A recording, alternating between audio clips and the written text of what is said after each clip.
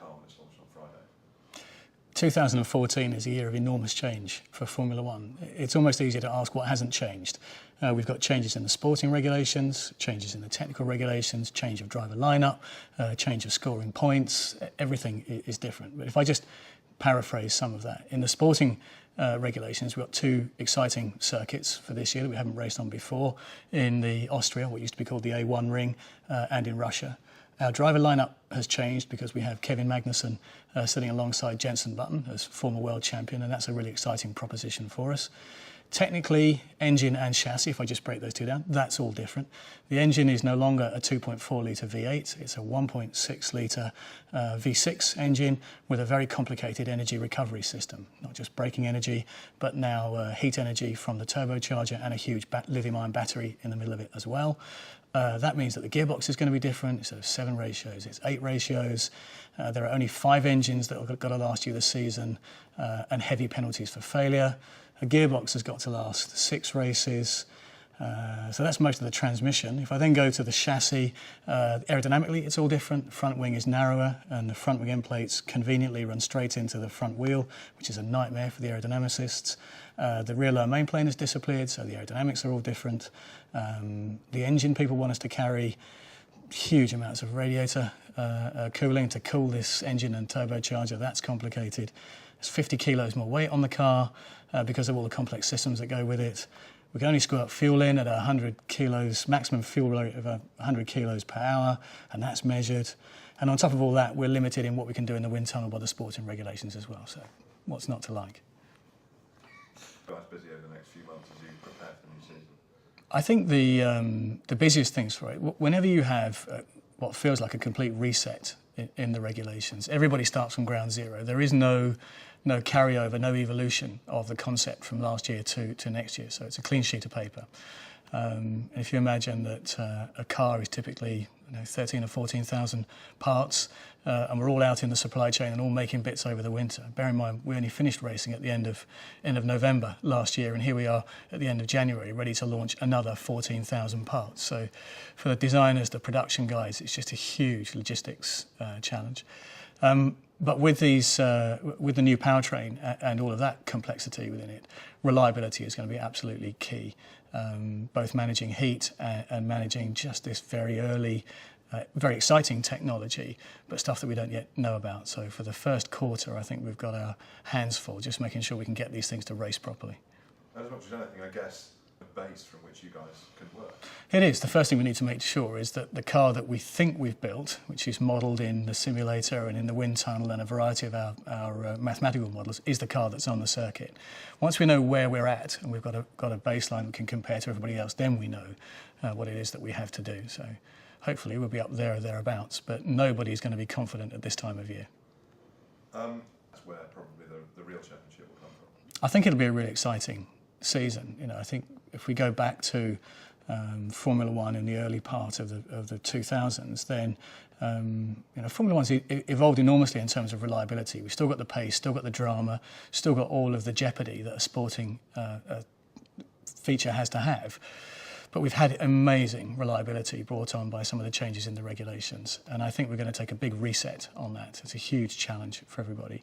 That will make some really exciting races because there are going to be some thrills and some spills. And that unpredictability always adds a bit of drama if you're sitting in the armchair at home or watching it across a bar or something, and a bit of stress if you're trying to run a Formula One team. But we're up for that. We've got a team that are very strong people and a lot of specialist know-how here, and it's a team of racers. So we relish the challenge.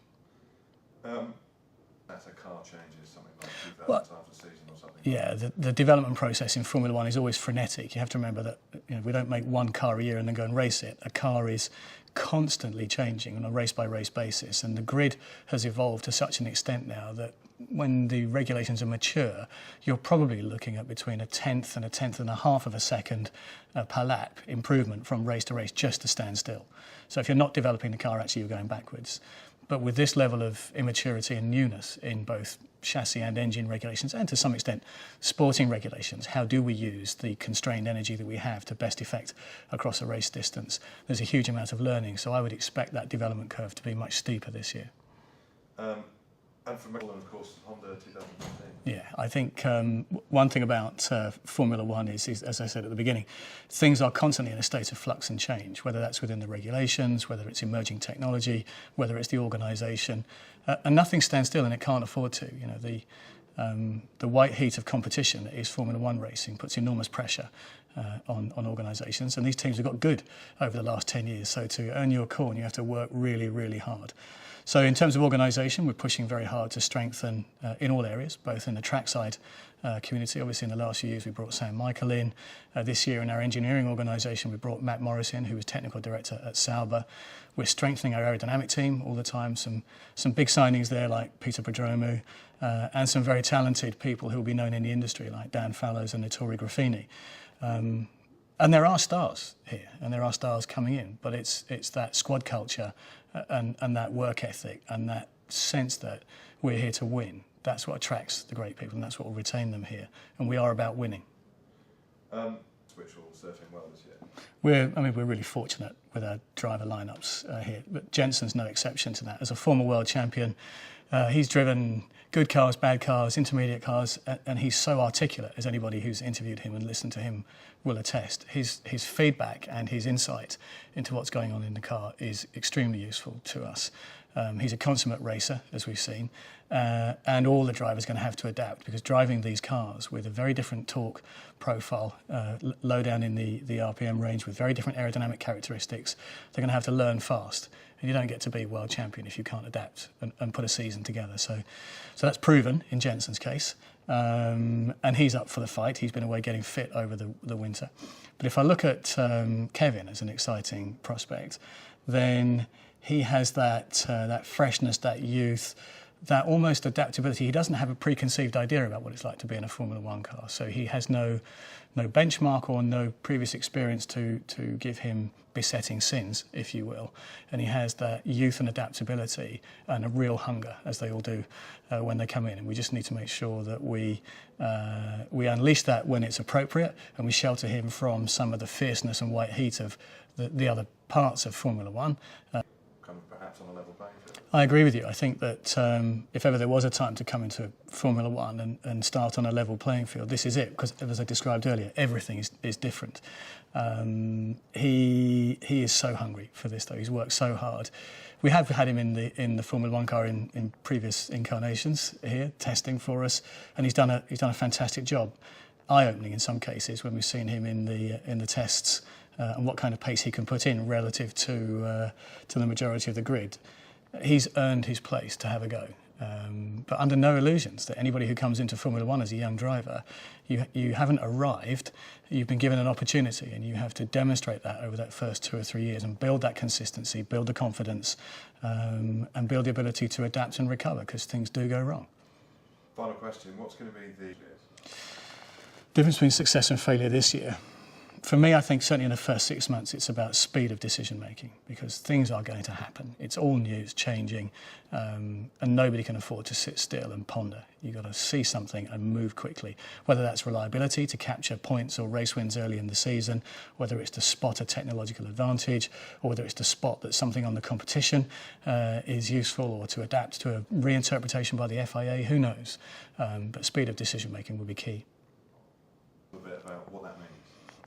Well, Ron's back is an interesting interpretation, because Ron never went anywhere, but he's certainly back in the chief executive seat.